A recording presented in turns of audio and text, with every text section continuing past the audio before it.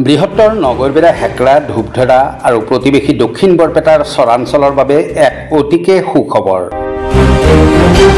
অঞ্চলবাসী ৰাইজৰ বহু প্ৰতীক্ষাৰ অন্তত হেকৰা মিলনপুৰ বজাৰত অহা 12 মে সোমবাৰে আনুষ্ঠানিকভাৱে মুকলি কৰা হ'ব SNP পলিক্লিনিকৰ। উক্ত উদ্বোধনী অনুষ্ঠানত মুখ্য অতিথি হিচাপে উপস্থিত থাকিব ৰাজ্যৰ জনপ্ৰিয় ইউটিউবাৰ ডিম্পু বৰুৱা। অঞ্চলবাসী ৰাইজৰ উন্নত মানৰ স্বাস্থ্য সেৱা ও চিকিৎসা পাতিৰ নিৰ্ভৰযোগ্য সেৱা প্ৰদানৰ লক্ষ্যৰে উন্নত কাৰিকৰী সুবিধা প্ৰদানৰ সংকল্প লৈ সম্পূৰ্ণ সাজু হৈ উঠিছে ব্যক্তিগত খণ্ডৰ এই চিকিৎসালয়খন।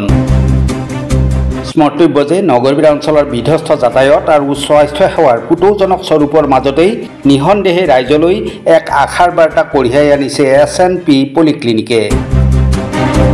গৃহ নিৰ্মাণৰ উপৰি যাৱতীয় সকলো কাম কাজ ইতিমধ্যে সম্পূৰ্ণ হৈ উঠিছে। তেনে ক্ষেত্ৰত বাকী আছে মাথো আনুষ্ঠানিকতা আৰু ৰাইজেও অধীৰ আগ্ৰহেৰে অপেক্ষা কৰিছে শুভ উদ্বোধনৰ মহেন্দ্ৰক্ষণলৈ। 12 মে 2025 সোমবাৰে সেই অন্ত পৰিব ৰাইজৰ দীৰ্ঘদিনীয়া অপেক্ষা। বাস্তৱায়িত হ'ব উন্নতমানৰ চিকিৎসা সেৱাৰ সপোন, কিয়নো সেইদিনাই আনুষ্ঠানিকভাৱে শুভ উদ্বোধন কৰা হ'ব চিকিৎসালয়খন। উক্ত উদ্বোধনী অনুষ্ঠানত সদাশয় ৰাইজ শুভাকাংক্ষীৰ উপস্থিতি আন্তৰিকতাৰে কামনা কৰিছে SNP পলিক্লিনিকৰ পৰিচালন সঞ্চালক সুশীল কলিতাই। মই আপোনালোকৰ যোগেদি আমাৰ সমূহ অঞ্চলবাসী ৰাইজক জনাওঁ যে অহা 12/5/2025 অহা সোমবাৰে মই এই হেকৰা মিলনপুৰ বজাৰত SNP পলিক্লিনিক উন্মোচন কৰিবলৈ ওলাইছোঁ।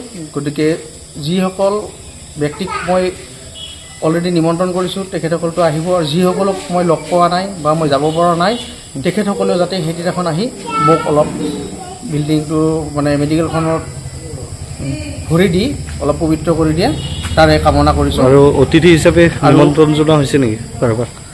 অতিথি হিচাপে আমাৰ বিশেষ ব্যক্তি আছে, আমাৰ এই ফিটাকাটা ডিম্পু বৰুৱা ইউটিউবাৰ, অসমৰ জনপ্ৰিয় ইউটিউবাৰ। তেখেতে ৰাতিপুৱা 8 বজাত আহি পাব। আৰু বাকী গোষ্ঠী কিছুমান আছে আপোনাৰ যেনে বিহু পাৰ্টি, বিষ্ণু আপোনাৰ বড়ো কৃষ্টি দল, বাৰেবৰণীয়া কৃষ্টি দল আছে। SNP নামটো কিয় দিব লগা হ'ল? SNPটো আচলতে কি হয়, মই বহুত কষ্টৰ ফলত গাঁৱত এখন হস্পিটেল কৰাৰ সপোন এটা দেখি আছিলোঁ, আৰু তাৰ কাৰণে এছতে সুশীল আৰু পিতে পিংকি মই আৰু মিছেছৰ নামতে দিলোঁ। আৰু এতিয়া এটা কথা সুধোঁ, ব্যক্তিগত খণ্ডৰ চিকিৎসালয় বুলিলে ক'লে বহুতে ভয় খায়, এই ক্ষেত্ৰত কি ক'ব ৰাইজক? ৰাইজে যথেষ্টখিনি সহায় কৰিব লাগিব, কাৰণ কিয় ময়োতো ধৰক এনেকৈ যিখিনি পাৰে সহায় কৰিব। আৰু মই সাহস এটা লৈছোঁ, যদি অঞ্চলবাসী ৰাইজৰ কিবা সহায় হয় মোৰ ফালৰ পৰা সেইখিনি আৰু